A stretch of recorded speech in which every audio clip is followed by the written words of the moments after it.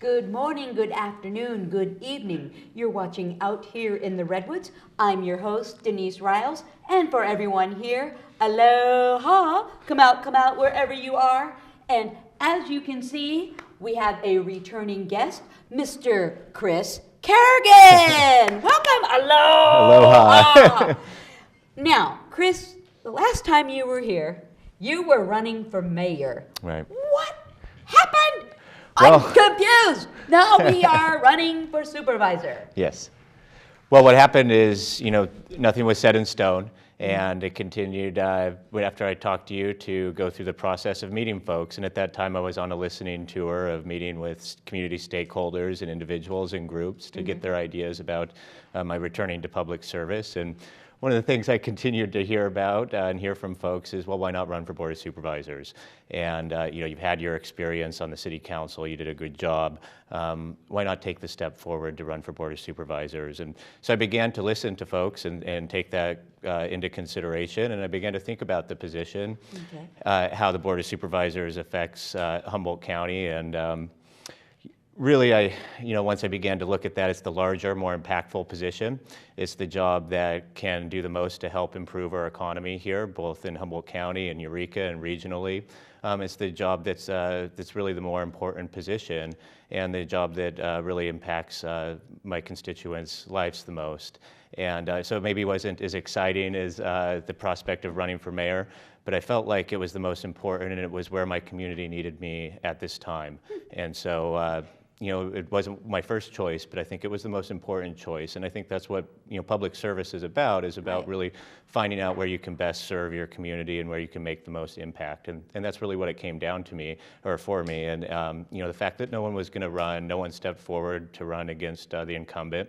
And I feel like voters deserve a choice. I don't feel like she's done a very good job of representing the needs of the district. I feel like I could do a much better job, and it's really important that voters have that choice. And so. And the incumbent is Virginia Bass. Yeah. Okay. So what is it that you can do different? What you were kind of talking about that. I interrupted. I'm sorry. No, sorry. The first thing is that I can represent the district and the needs of the district, the 4th district, which is the Eureka area, Myrtletown, Samoa, Fairhaven.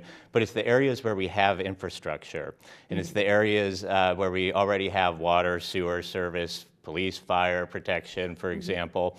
And I want to make sure that, with the general plan update that's been causing so much angst, that's taken 14 years, for example, in Humboldt County, it's going to decide the future growth of Humboldt County for the next 20 to 40 years. Right.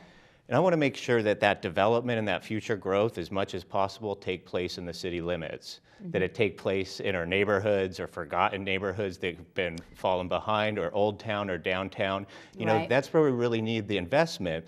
That's where, when we can begin to have some growth in those areas, have some buildings, some blighted properties, for example, fixed up. That'll be a huge benefit to the entire neighborhoods. It raises everybody's property values. Now, the other approach that we've seen, and the special interests like Hum CPR and HELP, and some of they're land speculators and developers that have gotten together, and they're seeking through the general plan process to rezone timber properties and resource properties. And I want to preserve timber and agriculture lands from development, to keep those in production for the benefit of our economy here in the 4th District. We need those agriculture lands. We need those timber resources lands to benefit our economy. And what it does, if they get their way and we're able to, or they develop those and we lose those, is it means that we're providing new infrastructure to pay for the roads, the services that go out to service those areas. Right. And that means the tax burden gets shifted to existing Humboldt County communities and residents. It's not a smart way of development. It's actually, I think, pretty much a way for land speculators to increase their property values, and that's why they've invested so heavily in the current Board of Supervisors. But I'm determined, and I don't think that's to say that that's not the best policy. It's not the best for the district that I represent, and so I'll move forward with making sure that the 4th District really has a representation for those issues and advocates for the needs of the 4th District. Okay. But how do you balance? I'm just curious. How do you balance with the developers and the money compared to losing something of value, such as our resources and our walkways, like the headwaters for us and things like that. I just saw something on PBS in regards to a place in Mississippi called Turkey Creek. And the supervisors and the mayor and the governor, they were just for development and under the guise of more jobs, were destroying things that were natural, and it prevented more flooding, it prevented everything like that. So how are you going to balance that? Well, I like to say I support development. I'm a fan of development. But for me, it's about smart development. It's about doing development that's appropriate for the community and what serves our community the best. And that is making sure that we develop within our means, within our city limits, that we preserve those agriculture and timberlands, for example, from development and keep those in production for our economy. When you look at what's happened to our rivers, for example, I grew up with a father who talked about, when we would go fishing, he'd talk about you could, at one time in his life, you could walk across the backs, the salmon were so thick, you could walk across the backs of these rivers on salmon. Now, I don't know if that actually was true, but it seemed like that. And I believe that it was like that. And I remember, I've seen over my lifetime those salmon runs decrease, and I've seen the water diversion that we've had, for example, and that's been impacted by the development out in our resource lands. So it's about having smart land use policies that make sure that we're all benefiting from the community, that we're doing it in a smart way, and that means we can create jobs and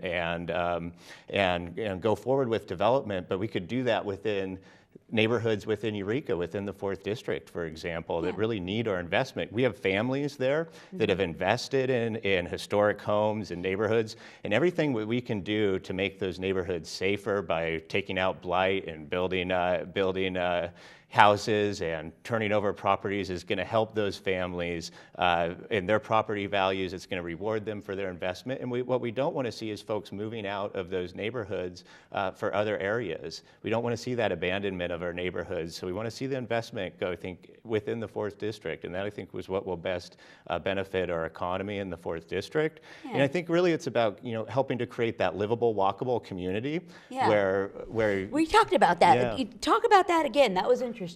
Well, I think that's one of the things that I advocated for on the City Council and was talking about these issues, a lot. And the idea is that we build safe, strong neighborhoods, that we really focus on making communities and neighborhoods safe to walk across the street, for example, to be able to have neighborhoods that are close to services that allow you to walk to the market or to the grocery store, or to the theater, or to get dinner, for example, and that they provide that safe area to be able to do so, and that's really important. And you know what? Business development really and investment really follows good quality of life and strong neighborhoods, because businesses, they want to be where people want to be. So they want to locate where there's good quality neighborhoods, and so we need a city that reflects that. So anything we can do to promote infrastructure, infill, which means fixing up abandoned properties, that helps raise everybody's property values, and it also brings more investment and the corresponding job growth to our city as well. Yeah. Speaking of abandoned buildings, what can you do with somebody that has a building and leaves it? What can a city do? Well, a city, for example, can be aggressive in terms of having an ordinance in place that allows them to fine properties that continue to be abandoned. And I think that would be really important for I know the city's making efforts to do that. The city like the hotel. Yeah. Oh my goodness. You're talking about the downtowner? Yes, the downtowner. Yeah. There could be good use for that. And from what I understand, this is a long time process. But let's see some action. Well, yes. Is there something that you can do about that if we elect you supervisor? Seriously. Well, I would certainly advocate all that I could with the city of Eureka to make sure that they're finding the property owner, because it is in the jurisdiction of the city government, for example, but they need to step up and find the owner until they begin to make some improvements, or the owner needs to transfer that property to someone who will go ahead and fix it up. You know, I live in that neighborhood. I live just a block from there. I'm not too far away then.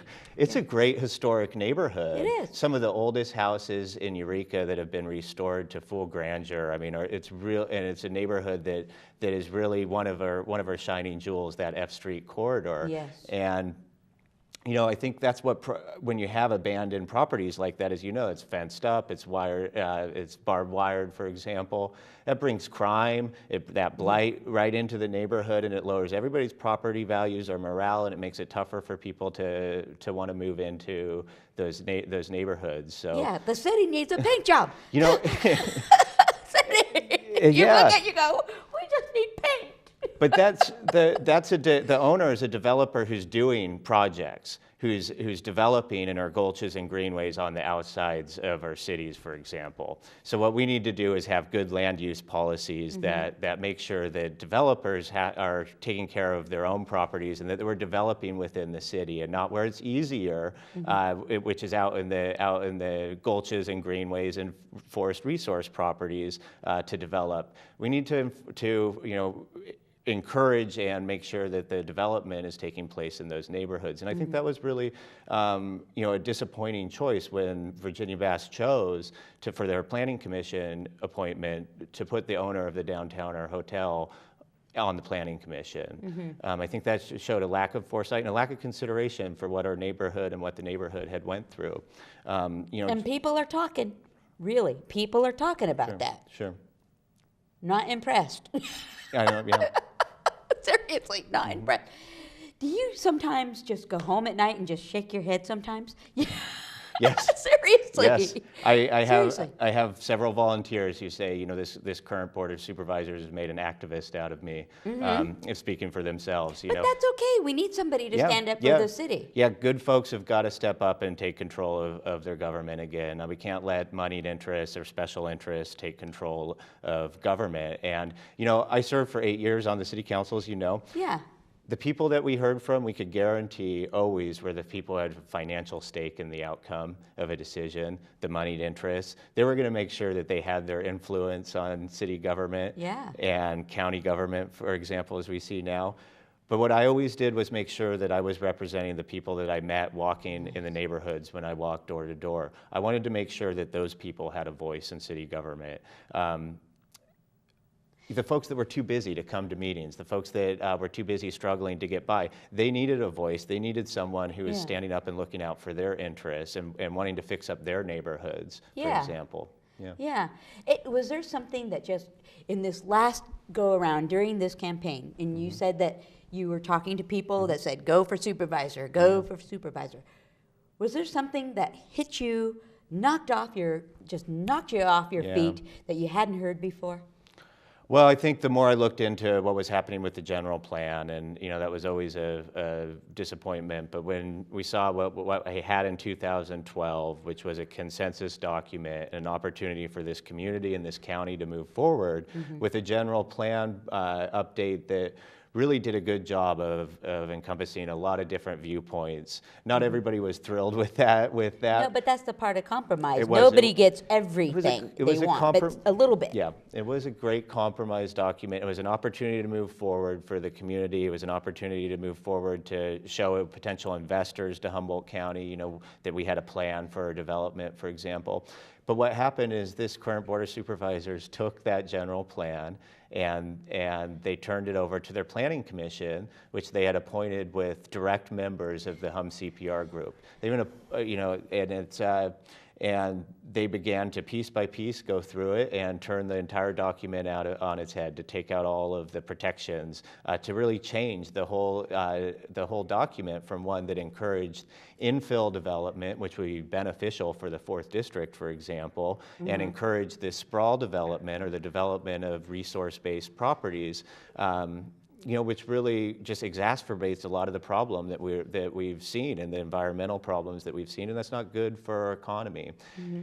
One of the things I think is really important in economic development is and you've probably heard this too, but I remember hearing that, well, it was always about balancing jobs versus the environment. Right. Well, today I think that's more and more a false choice. I really think it's about everything that we can do that improves quality of life is actually an incentive to economic development. So the stronger environment we have, the cleaner our water, the cleaner air, the stronger our neighborhoods, the more recreational opportunities, parks and trails, Right. recreational opportunities on our bay, for example. These are really enhancements to quality of life that are essential for today's 21st century economy in terms of building an economic base where people can get good paying jobs. Nice. I like that. Now, within all of this, how are you dealing with local tribal members? How are they affected in all of this? Do you hear their voices from the Wiots, the Yuroks? Within all of the environmental balance and everything, do you hear their voices? I think it's important too, absolutely, yeah. And I think having an open door policy, making sure that we're soliciting those comments is very important, and establishing a real working relationship with those tribes is very important. Making sure that they have a voice on some of our commissions and boards, I think, would be important too, because we're all in this together, and I think we can all learn from each other in that respect. And are tribal members on commissions? Have they been invited to the table? Well, that I'm not sure. I'd have to check to see, at what level and what level we could improve that. Absolutely. Okay. Yeah, because your district is Woodley Island. Can you help the Wiot people with their development there, or is that strictly tribal? Yeah. Well, it's something that when I was on the city council, I was very proud that we were able to return a portion of that property back to the Wiot tribe, and it did establish, I think, a good foundation to move forward, and I think paved the way for hopefully an apology that we can see. Yeah. But yeah, I think a good apology. Yes, absolutely, a real apology. But I think that was really, when you look back, that was one of the things I really look back to with a great deal of satisfaction, that we were the council that was able to take that step forward and to move towards reconciliation, with our past. Well, how has Eureka changed in the last 8 years for you? You go, I shouldn't have done that 8 years ago, and now I can rectify it. Yeah. Is there something that? I think just in the last 8 years, we've seen a tremendous decrease in the pride within the city of Eureka. I think we've seen businesses move out of Old Town and downtown. So we've seen our neighborhoods start to decay in some areas. So I think it's those are the things that I focus on with the general plan, for example, of wanting to provide the incentive for development to move back within the city of Eureka and the 4th District, where we have our infrastructure. I think that's the greatest thing that we can do to begin to turn things around, is have that investment back within our neighborhoods and within the city. And that creates that livable, walkable city concept that we talked about. So, everything we can do to turn around these abandoned buildings, I think, is really going to be crucial, and it's also going to bring more investment and development as well. Right, and the elders need help with their investments and stuff like that. They could certainly use an extra hand with keeping the paint on the house and help that way. And my neighbor lady, she's so cute. I told her that you were coming on, and she goes, "He actually called me." Called me. It makes a difference. So how are you running your campaign different than your opponent? Well, I don't have as much money, because I'm not taking special interest money, and I don't have all the developers and Hum CPR, donating money to my campaign. And when we came into this race, my opponent has over $60,000 in the bank, for example. People said there's no way we were going to have a chance to combat that type of money. But one thing in my experience that I knew from two terms on city council is this is a community that you can get out and walk door to door. And you can actually meet with folks and you can engage with folks. And so when I go up to a door, instead of just passing out a brochure and saying goodbye, for example, I want to talk to someone. I want to make sure that they understand, to the best of my ability, where I'm coming from, and I want to get a sense of what is important to them and really engage in a discussion. And that, I think, goes a long way in terms of taking on big money. And I think it goes that that's one way to combat a lot of television commercials and a lot of radio ads, for example, is to just simply get out there and talk with folks. And we've had, I don't know, it might be over 100 people now who have given between $100 and $500 on our campaign. It's truly amazing to get that widespread of grassroots support. I mean, we haven't been taking the big donations. We've been asking people to give small amounts and to give often. It's allowed us to get our message out. So as I'm out there walking, I've also now got the ability to do some radio and some television ads, for example, to help me to getting out my message. Yeah. But that's one way to be able to combat the big money is just go out there and talk with folks and present, you do your best. I always thought that the best way to go into a campaign was not to be afraid to lose, It's really true. Fight. Yeah, you just go in and you do the best that you can, and as my mom would say, you let the chips fall where they may, and so that's just, I think, a good argument for learning everything that you can about the issues, learning about your constituents and listening, and then coming and putting your energy into the ideas and focusing into what can help your constituents. Yeah. Are you prepared for the battle? Yeah. Well. Are you prepared? Because we kind of talked about it a little bit. Yeah. I don't want to get down too deep, but you talked about previously, and this makes you human, Sure. the heartbreak you had 8 years ago. Are you ready to fight? Absolutely. Yeah, I think, yeah, absolutely. We go through experiences in our life that we can learn from, that make us stronger. Yeah. And, we talked about last time about, some of the things, the nasty side of politics, the criticism, the dirty things that people will do or say, Yeah. For example, and really how difficult that can be, especially for someone who was so young, Yeah, yeah. But I spent a lot of my time, preparing myself, getting myself ready for this moment to show folks that that I have their best interests at heart, and really I'm willing to put myself on the line to take on, what I believe and to stand up for folks. And I've always had that ability ever since I was a little kid, I think, to be able to stand up for folks that needed a voice, whether it was standing up to a bully, for example. I was always willing to do that. But there were times in my life, I hate to say, where I shied away from that. What makes it different? Yeah. And the times I always felt best about myself was the times that I just did what I felt was right. And so that's what I've learned in my life, that it's better just to move forward with doing what you feel is right.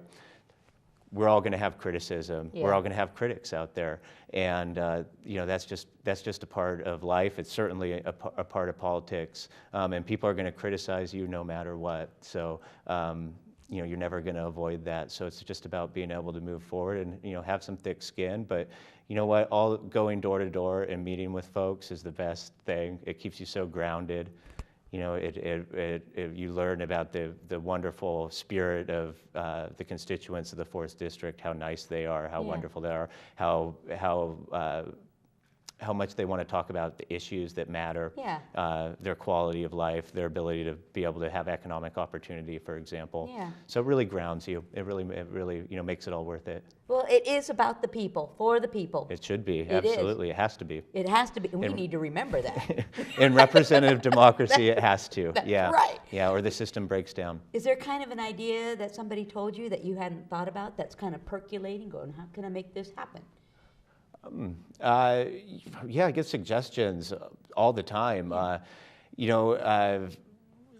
I've talked with fishermen, for example, and entrepreneurs that have talked about the idea of cold storage facilities, and we actually took this to our campaign, began to research it, see what would that provide, would this provide an economic opportunity for folks, and really I think it really helped begin to think about what our economic strategy could be, because one of the things that I really think is important, I grew up went to Lafayette Elementary School. Yay! Yes! Roar! Right. I went to Lafayette. Yeah, we wore orange shirts every Friday, yeah. Mr. Kirby, hello. Yeah, oh gosh, I loved him, yeah. He's a wonderful man. I remember how connected we were to the timber industry. Yeah. And I would have friends whose families would lose their jobs in the winter. Yeah. And then there'd be all this anxiety that their families would have, wanting to know, waiting to know if they'd be hired back on, for example, in the spring, if there'd be enough logs to cut. So I still think about those folks, and I still think about the kids that I went to school with, and how we can best help them get jobs, for example, and have that connection to a resource economy, for example. But no longer can we go through the days of just clear cutting logs and then shipping them out. And we did that for a long time, and it never really provided the best economic benefit for our families. No. So I think the way we have to do is transition from that resource extraction to more of a resource management. So like the logs that we can cut, for example, we need to have the infrastructure in place that allows us to take those logs that we can cut and actually make products, value-added products like solid wood doors, specialty moldings and trims. Oh, yeah. And actually go as far as the waste product that we generate from that and do composite wood decking and fencing that's very popular right now. Oh, that's interesting. But the idea is that we maximize our economic value and our economic benefit for families and for workers before we ship it out of the area. And then when we do ship it out of the area, it's a higher value, so we're bringing more money back into the area, and that raises and fuses money and raises it creates benefits for everyone within the district and with the county. And I was talking with one of your cameramen, Jesse, before the event, and he's talking about he's taking solid or redwood and making picnic tables, for example, and selling them all over the country. Nice. So that's a great example of value-added products, and really it's not that's a great example of what we can do with our economy transitioning. But it's not just with timber or forestry products. I feel it's agriculture and aquaculture products as well. Right. So getting back to the cold storage facilities and commercial kitchens, for example, those allow entrepreneurs to be able to come in and get in at a lower cost of doing business, and then we can take our raw resources, for example, and fishing products, for example, and then go about actually making specialty food and beverage products or specialty products, packaging those.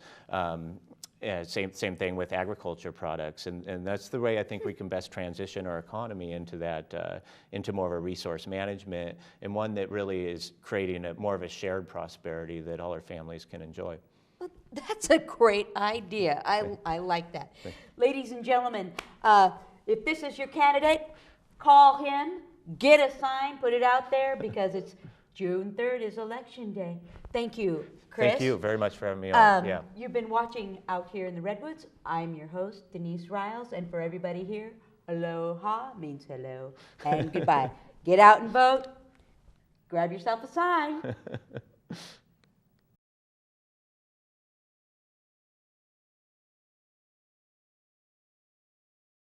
This episode of Out Here in the Redwoods has been brought to you by Uniquely Yours Catering, a full-service caterer, providing all the staff, serviceware, and dinnerware for small, intimate dinners of 20 or sit-down dinner for 600.